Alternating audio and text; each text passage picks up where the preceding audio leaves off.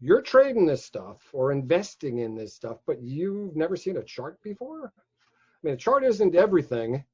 I could say a chart's the only thing, but when it comes to trading something for entry and exit points, if you're trying to do that without a chart, I don't know how you do it. Mm-hmm. And I'm at heart a fundamental trader. I look at the fundamentals of all of the things that I trade, and I use the charts to tell me when to get in and when to get out. But I know guys who couldn't care less what the underlying instrument is. The chart tells them everything. Mm-hmm. They'll tell them volume at price. They're looking at MACD histograms, which is every trader uses.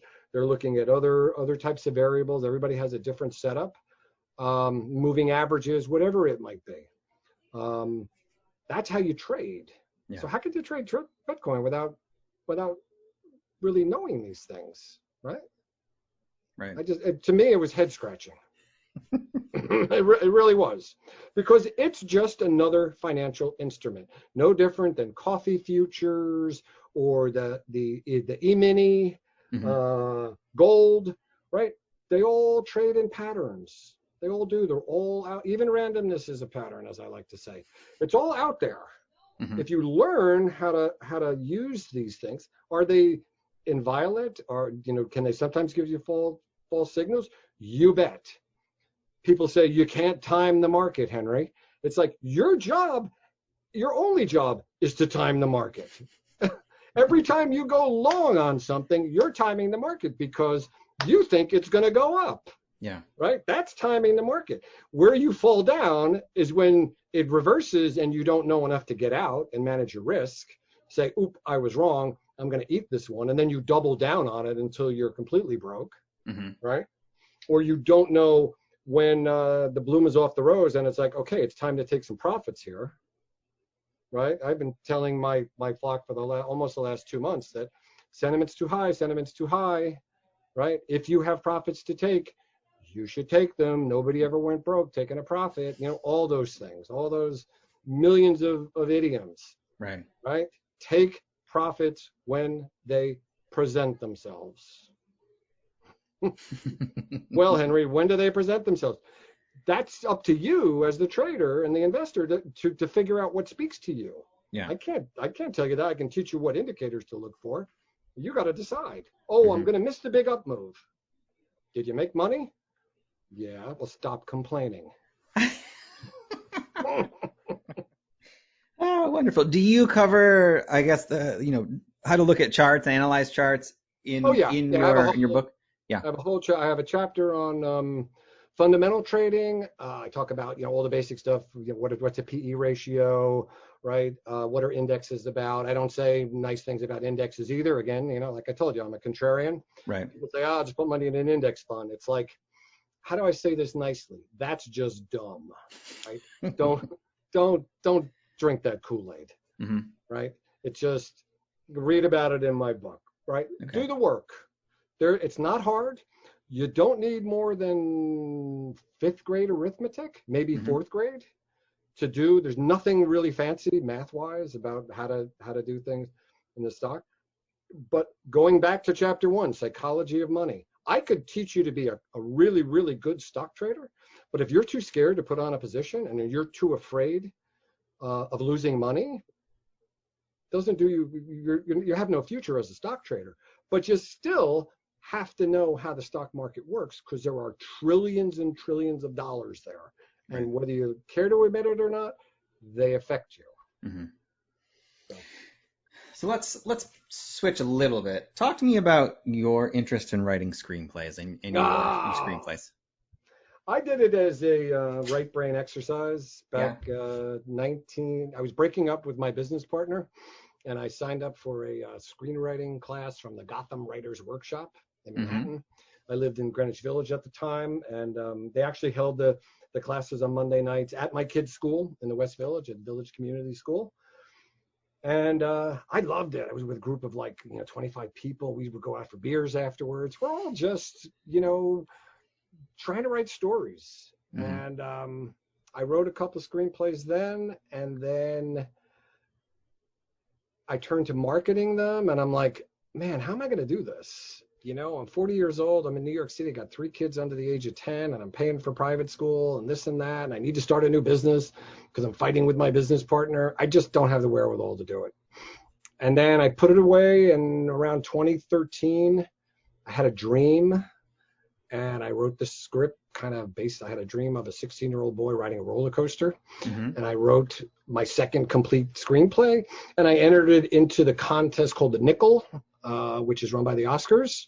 And I made the quarterfinals in the Nickel. And then I sent it out to some people that my wife knows who are like big Hollywood muckety mucks. And they're like, yeah, kid can write, but writing it and then marketing it are 2 different animals.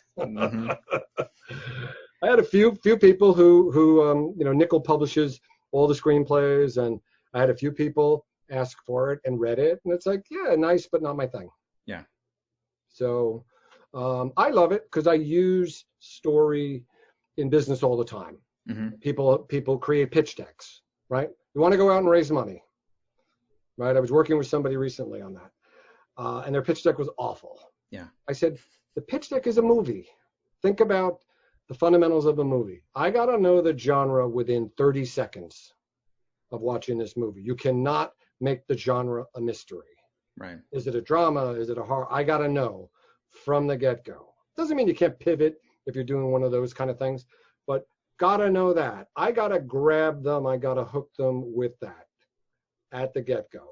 I got to get to my inciting incident relatively quickly. There's a penchant now in Hollywood, if you analyze movies, and I do, to rush to do that, where I have more of a European bend where I can take my time. I can take 20 pages to get to that inciting incident. And then it's the second act that trips everybody up. If a script is going to fail, it's going to fail in the second act. So it's the same thing with your pitch deck. Hook them at the beginning. No mystery. What is our new widget solves this problem, right? Slide number 1. But I see people with all this informational stuff on slide 1. It's like, no, don't care about that. If you don't hook me at the get-go to have interest, I'm not going to care about any of that other crap. Right. It's the same thing when you watch a movie. If you don't hook me in at the beginning and reel me in, I'll change the channel, right? If you're watching it on TV. Or I've only walked out of 2 movies in my life, but I know people who do, who go a half an hour and say, no, I'll never get this time back. I love it. Awesome. Yeah. So with everything that you have done and experienced so far, what would you say has been the best advice that you've ever received? I've received a lot of advice over there. I think if I go back and catalog it, and some of this is going to sound a little bit self-serving, but it doesn't make it untrue. Surround yourself with as many smart people as you can, right? I think it was Bill Gates who said that. If you can find people that are smarter than you, and there's a lot of them out there, find them, work with them, be nice to them, leverage their intellect, leverage their experience, right? I joined a group called EO back in '98. It was called YEO at the time, Young Entrepreneurs Organization. And I just had my meeting last night with the guys via Zoom. We've been meeting together for 22 years, once a month, in person, up until COVID. This is a super smart group of guys who have given me unbelievable. We don't give advice; we share experience. That's the gestalt. Yeah. They will not sugarcoat it. They'll say, Henry, you're living in a fool's paradise. Wake up, in a nice way, right? You need that. Now we all do it for free. I mean, we were all part of a group that we paid money for, but none of us are in the group anymore. 22 years later, yet we still have our group together. And nobody has even the slightest qualms about calling each other out. And we didn't know each other when we started. We were all complete strangers, right? So you have to be careful with who you're dealing with, because if you try to leverage friends and family and stuff, everybody has an agenda. Yeah. So as a business coach, when I coach people, my job is to make you successful, right? I often say, if you're successful, you're going to tell other people, and I will never have to spend a nickel on marketing. People will just come to me on the referral. That is it. I don't have any skin in the game. I just want you to be successful. And there's a lot of different ways that you can do it. A whole bunch of brains is better than your brains sitting in front of a computer. I'm sorry, it just is. Right. Love it. Well, Henry, this has been an absolute pleasure to chat with you today. I really appreciate your time. If the listeners would like to get your book, follow you online, where is the best places they can go to do that? You can go to actually www.HENRYDAAS, DAAS. Although I have DASS because people misspell my name, so I have that URL as well. Belts and braces, right? Oh, once an engineer, always an engineer. Mm-hmm. That's like my aggregation site, so that has all my business stuff and has my wife's businesses and it has my screenplays. You can actually go down the rabbit hole and read the first 10 pages of a whole bunch of my screenplays. I think you can even read the full of one of them. Not the nickel one, but another one. And so that's that. But then my main business site is DAAS Knowledge, DAAS knowledge.com. Okay. As I mentioned to you before, if you go to podcast.dasknowledge.com, you can sign up for a month, one free month of coaching. We can talk about money. We can talk about entrepreneurship. We could even talk about screenplays now that you brought it up. And I would love to talk about that. Or we could talk about a combination of both, right? I'm happy to talk to people all the time. It's what I do. All right, awesome. Well, Henry, thank you so much. I will put those links in the show notes so people can click right through and sign up for free coaching, see what you're up to, get your book, all that jazz.